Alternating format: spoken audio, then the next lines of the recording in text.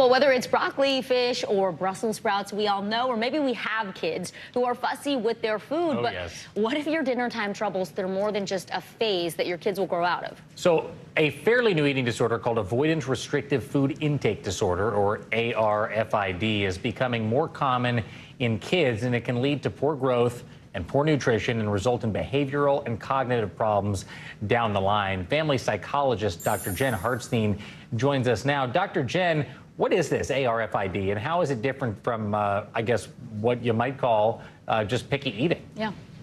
Yeah, it's a great question. Nice to see you both today. And so we're going to call it ARFID, which is what they call it kind of in the eating disorder community. And ARFID is different because it's more to do with an aversion to food. Maybe there's some sensory things. We don't like the way it feels in our mouth. We don't like the way it smells. Or there's just like a negative experience. Maybe somebody choked and now they're afraid that every time they eat, they're going to choke. So kids with ARFID are really picky eaters, but it's not like something they're going to grow out of. It's something that's going to grow with them, which is the biggest way that it differs from kind of the traditional highlight you said, Vicki, of I just won't eat broccoli or I won't do those kinds of things. So it's not a typical development thing. And so it's something we really need to be paying attention to. And it's new to the field and something we're all aware of. Dr. Hartstein, what are some of the signs that we should look for to indicate that our child might actually have an eating disorder? Right. So if we're kind of focusing on ARFID specifically, we want to look at how are they restricting their eating? Or are they interested in food at all? Maybe they avoid certain foods because they don't like the consistency. They won't try anything new. They will only have their toast prepared a certain way, and if it's not that way, they won't eat it. Or maybe there's this fear of I'm going to choke, I'm going to throw up, I'm going to have some sort of reaction. So they just avoid everything altogether. And the issue, as Jacob pointed out, is that it impacts their development, it impacts their cognitive functioning, it impacts their nutritional value, and maybe they're underweight, they're malnourished, things like that. Is there someone, doctor, who's most susceptible here in terms of like a different category of kids who might be more likely to ultimately get this ARFID? So it can affect anybody at any time, but we are finding that it starts in younger children than we kind of thought of before. And interestingly, it's impacting boys more than it's impacting girls. So we kind of a new way to be thinking about an eating disorder category.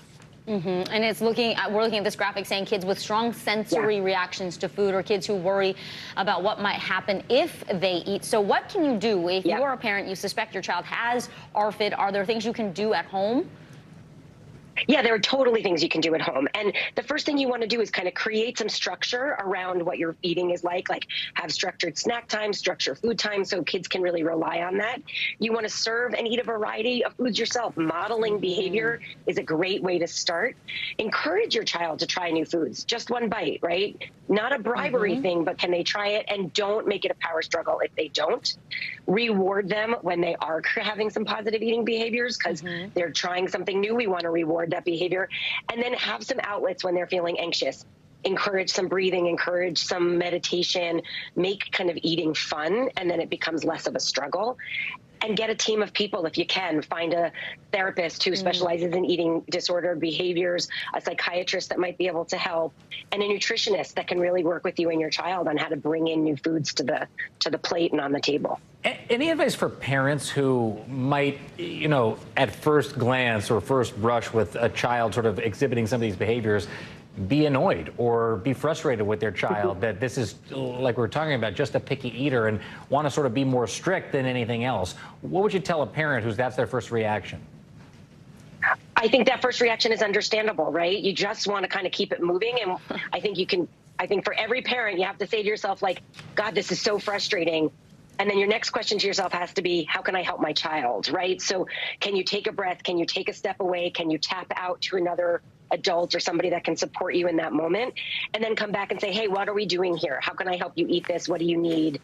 You don't want to be so over accommodating because that's a precedent. Sometimes that can be challenging, but you want to be aligned with your child and get them the help and be supportive as much as you can.